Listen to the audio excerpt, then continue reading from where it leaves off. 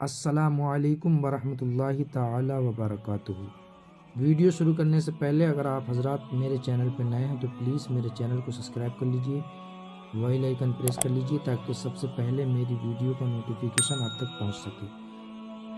آقا کریم صلی اللہ تعالی علیہ وسلم ارشاد فرماتے ہیں، جب تمہارے کسی کے برتن میں مکھی گر جائے تو اسے اسی میں ڈبو لو، بلا شبہ اس کے ایک پر میں بیماری اور دوسرے میں شفا ہوتی ہے، اور یہ اپنے بیماری والے پر سے اپنا بچاؤ کرتی ہے، لہذا اس کو ڈبو کر نکالنا چاہیے تاکہ بیماری والا اور شفا والا پر دونوں اس میں ڈوب جائیں اور ہمیں کوئی بیماری لاحق نہ ہو۔